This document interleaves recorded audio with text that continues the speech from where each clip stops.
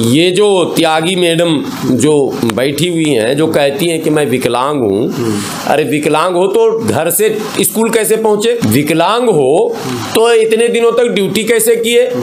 विकलांग हो तो क्या अपने बच्चों को, घर वाले जो अपने बच्चे हैं उसको पड़ोस के बच्चों से पिटवाती हो क्या?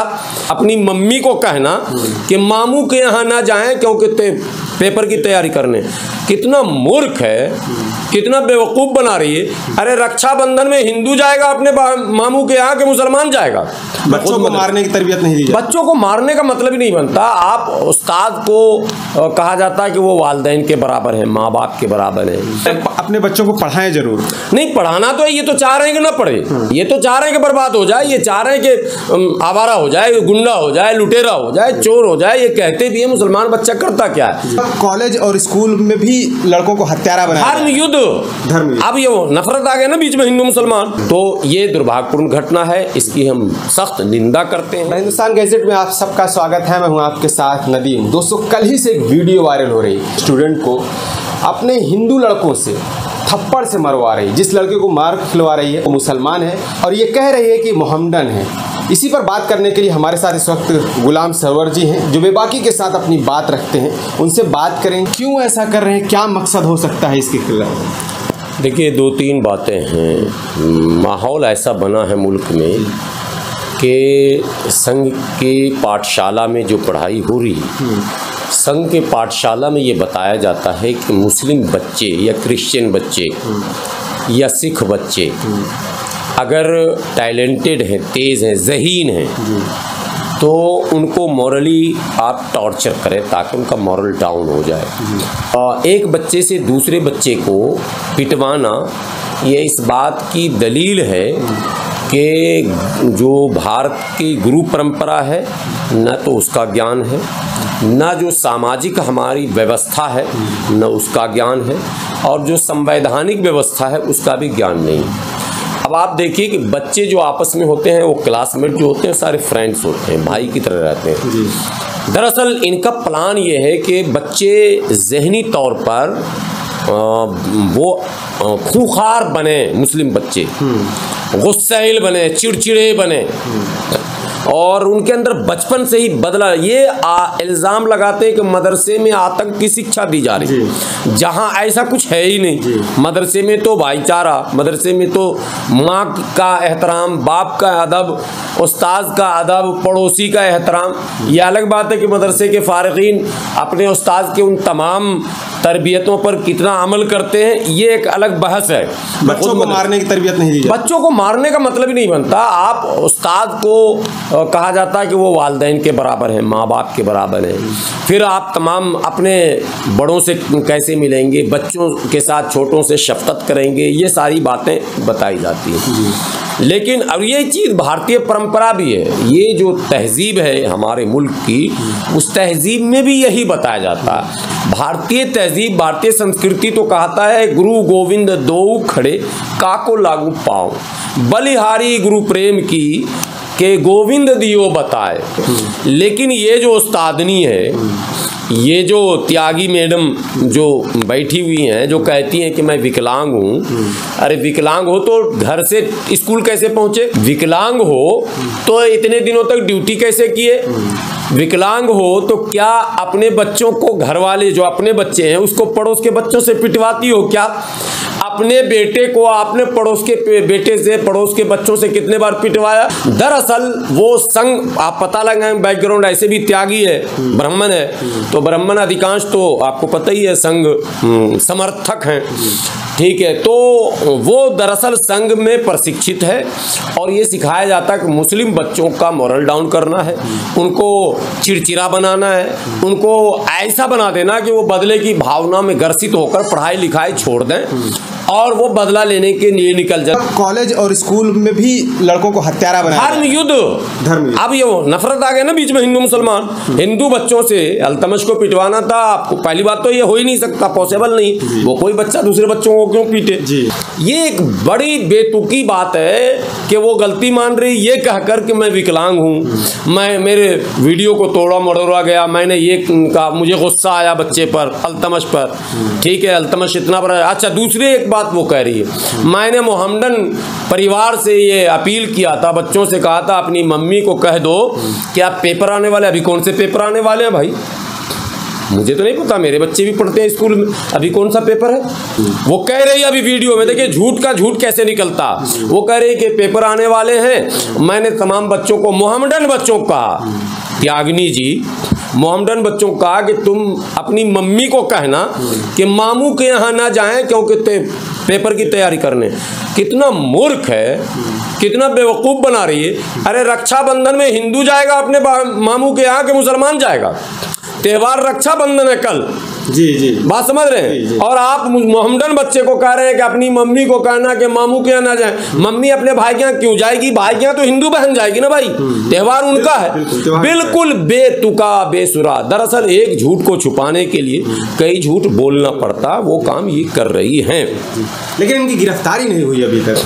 इनकी गिरफ्तारी भी होनी चाहिए, इन पर मुकदमा भी होना चाहिए, इनको बर्खास्त भी किया जाना चाहिए। तमाम संगठनों को जो ह्यूमैनिटी पर काम करते हैं, जो मानवता पर काम करते हैं, जो चिल्ड्रेंस पर काम करते हैं, ठीक है, बाल संरक्षण पर काम करते हैं, उन सबों को इस पर एक्शन में आ जाना चाहिए था और एक्शन लेना चाहिए था। इनकी नौकरी जानी चाहिए थी, इनका रिटायरमेंट ख़त्म होना चाहिए था, इनका पेंशन रुकना चाहिए था, जो फंड है रिटायरमेंट का वो रुकना चाहिए था, ये सज़ा इनको मिलनी चाहिए थी। और अगर ऐसा नहीं होता है तो दूसरे जो शिक्षक हैं, दूसरे जो गुरु हैं, उनका मनोबल भी बढ़ेगा और संघ का ये प्लान फिर आगे बढ़ता रहेगा। चूँकि ये प्लान है तो ये दुर्भाग्यपूर्ण घटना है, इसकी हम सख्त निंदा करते हैं। उत्तर प्रदेश के शिक्षा मंत्री से हम विनती करते हैं कि वो तत्काल प्रभाव से प्रिंसिपल महोदया को बर्खास्त करें और उन पर बच्चों के साथ अत्याचार करने के जुर्म में जो मुकदमा चलना चाहिए वो मुकदमा भी चलाया जाना चाहिए और साथ ही साथ धार्मिक भावनाओं को भड़काने का भी आरोप इन पर सिद्ध होता है, इसलिए वो भी मुकदमे में ऐड होना चाहिए। ये हमारी मांग है। मुस्लिम पेरेंट्स से मेरी मांग है कि आप अपने बच्चों को जब स्कूल भेजें तो स्कूल भेजकर छोड़ न दें, शिक्षकों पर भी नज़र रखें, अपने बच्चों से फीडबैक लें, अपने बच्चों से पूछें कि स्कूल का एनवायरनमेंट क्या है, इंटरनल अंदर का माहौल क्या है। अगर आप बच्चों से फीडबैक नहीं लेंगे, बच्चों से अंदर के माहौल को जानने की कोशिश नहीं करेंगे, बच्चे घुटन महसूस करेंगे, बच्चे देर सवेर गलत कदम उठा लेंगे। इसलिए बच्चों को तालीम के साथ साथ बच्चे के जितने भी पेरेंट्स हैं, जितने भी गार्जियन हैं, उनका बेदार होना भी बहुत ज़रूरी है। हालात बहुत ही ख़राब हैं मुल्क के, चाहे स्कूल सरकारी हो या गैर सरकारी हो, प्राइवेट हो या सरकारी हो, दोनों की बात मैं कर रहा हूँ। माहौल कहीं भी नहीं दिया जा रहा पढ़ने का, तमाम जगहों पर फितने का माहौल है।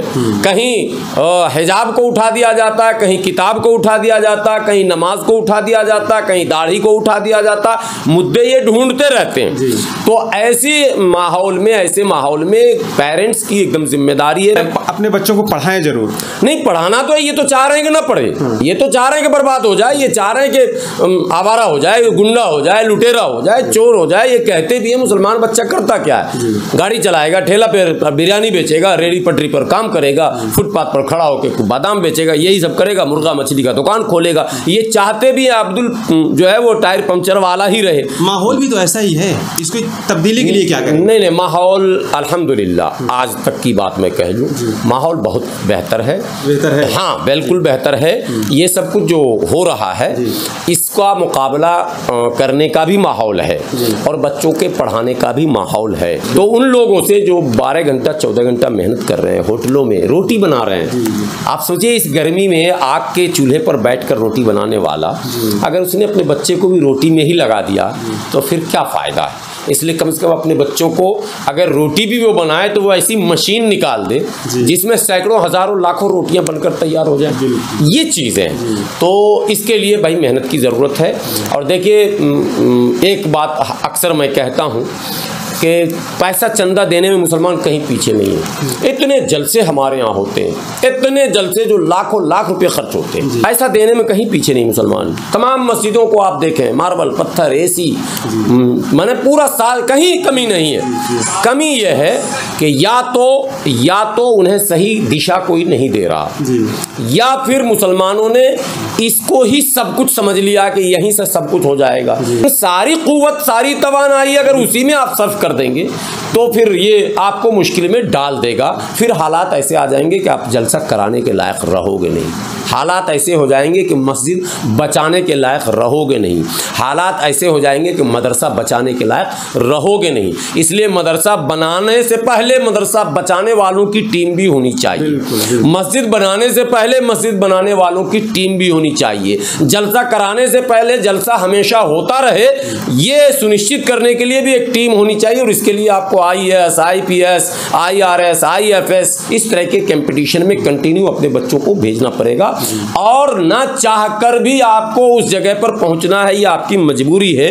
टारगेटेड एजुकेशन इस वक्त, चाहे लॉ का एजुकेशन हो, चाहे मेडिकल के लाइन में हो, मैंने आपको बच्चे को देना पड़ेगा। अभी देखिए चंद्रायन गया, तो जामिया के 2-3 बच्चे गए, जिन लोगों ने पढ़ाया होगा वो काबिल मुबारकबाद हैं, वो उस्ताद भी और उनके पेरेंट्स भी हैं दोनों। आज बधाइयाँ उनको मिल रही हैं। अगर वो भी शरबत और ठेला लगा देते तो चंद्रायन का स्पेलिंग भी वो ना लिख पाता। ये सारी चीज़ें हैं। इसलिए फिर आपके इस चैनल से मैं अपने मुस्लिम भाइयों से अपील करता हूं कि आधी रोटी खाएं, बच्चों को ज़रूर पढ़ाएं, और बच्चों के पढ़ाई का वाच भी आप करें कि किस तरह से पढ़ाई हो रही है, ताकि मुस्तकबल में इस तरह की घटना ना घटे। चलिए, बहुत शुक्रिया।